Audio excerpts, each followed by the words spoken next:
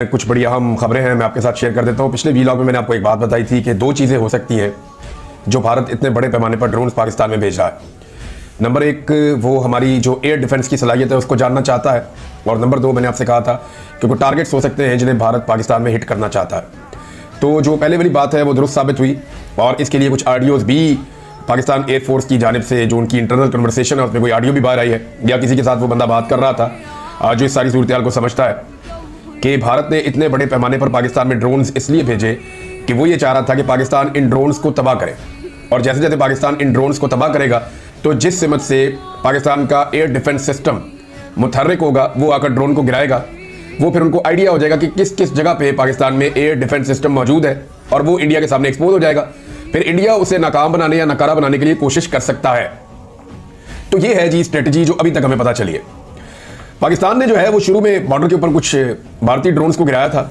जो DG ISPR है, उन्होंने प्रेस कॉन्फ्रेंस करते हुए ये बताया कि जो ड्रोन्स पाकिस्तान ने गिराए हैं उनकी तादाद लगभग 25 है। 25 भारतीय साख्ता ड्रोन जो है वो तबाह किए हैं, और ये मुख्तलिफ शहरों में ड्रोन्स भेजे गए हैं। पहली रात भारत ने मिसाइल चलाए थे पाकिस्तान के अंदर, 9 मकामात के ऊपर 24 मिसाइल्स दागे गए थे। अगली रात 25 ड्रोन्स पाकिस्तान में भेजे हैं, जिनमें से 25 पाकिस्तान कह रहा है जी हमने मार गिराए। कुछ लोगों की शहादतों की इतला भी आ रही है, और कुछ फौजी जख्मी भी हुए हैं।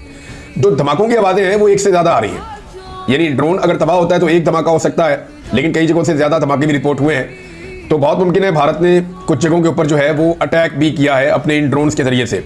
लेकिन बड़ा मकसद भारत का ये हो सकता है कि वो इंटरसेप्ट करे कि पाकिस्तान की जो सलाहियत है वो कितनी है एयर डिफेंस सिस्टम की, और जो पाकिस्तान का एयर डिफेंस सिस्टम है उसको एक्सपोज वो हो जाए भारत के सामने।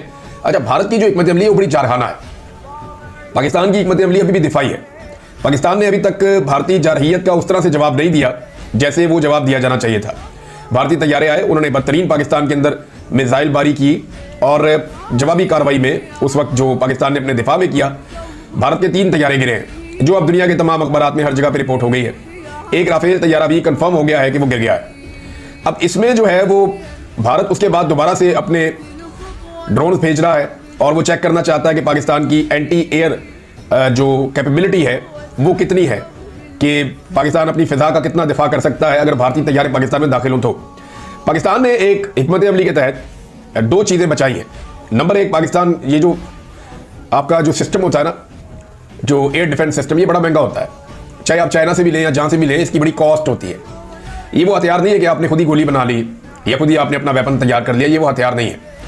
बाज़-औक़ात ये जो सिस्टम है इसके मिसाइल्स ड्रोन से भी ज़्यादा महंगे होते हैं।